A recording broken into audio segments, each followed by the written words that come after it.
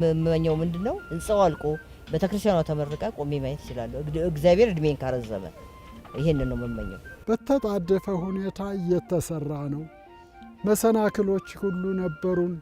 መሰናክሎቹ ሁሉ እያደር እየተወገዱ እንዲህ ሆኖ ይታያል ተብሎ ያልታሰበበት ጊዜ ነበር። እቃ ጠፍቶ ከዚህ ከአውሮፓ ካልመጣ ከውጭ ካልመጣ እቃ እናመጣም ብሎ ኮንትራክተሩ ሳያደርግልን ቀረና እንደገና ከባህር ዳር አምጥተን ነው እንዲሰራ ያደረግነው።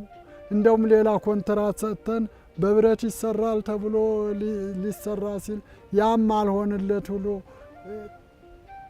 እንደዚሁ ቀርቶ አቋርጦ እንደገና በብዙ ጥረት ነው የተሰራው።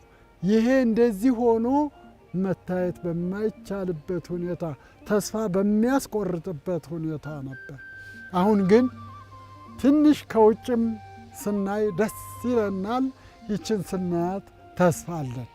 ነገር ግን ከድካማችን አኳያ፣ ከገንዘብ እጥረት አኳያ እኛም ያለን ኢኮኖሚ አነስተኛ በመሆኑ ያለችንን መቼም ሙዳየ ምጽዋትም እያደረግን ይችን ቤተ ክርስቲያን ከፍ ከፍ እንድትል የምንመኝ ነን።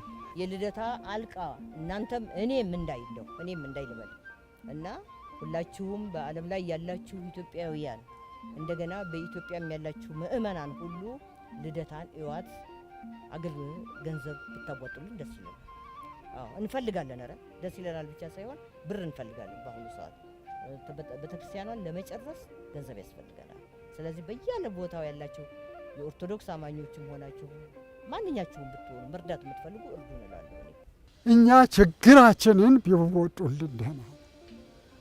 እኛ ይችን ቤተ ክርስቲያን ጧት ጧት ስናይ እኔ የሚሰማኝ ስሜት ልዩ ነው።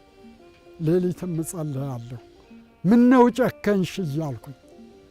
አሁን እንደምታውቁት ሀገራችን እንኳን ቤተ ክርስቲያን ለመስራት ለራስም ኑሮ እየተቸገረ ነው። ህዝቡ ጥርግ ብሎ ሄዷል። አሁን ማህበሩ ውስጥ ማህበር ያሰባሰብናቸውም ሁሉ ባዶ እየሆኑ ነው። ስለዚህ ውጭ ያሉት በተቻላቸው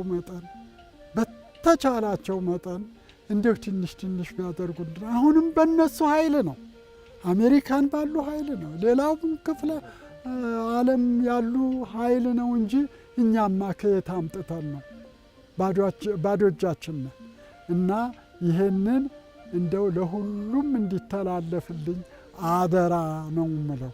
እኔ ሳልሞት እንዲያሳዩኝ ሁልጊዜ በጸሎት አረሳቸው።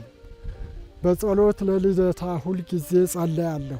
በአሁኑ ጊዜ ስራ የምሰራበት የለም፣ ጸሎት ብቻ ነው። ይህን ህንፃ ቤተ ክርስቲያን ጨርሰን አገልግሎት እንዲሰጥ ለማድረግ የሁላችንም ርብርብ ያስፈልጋል።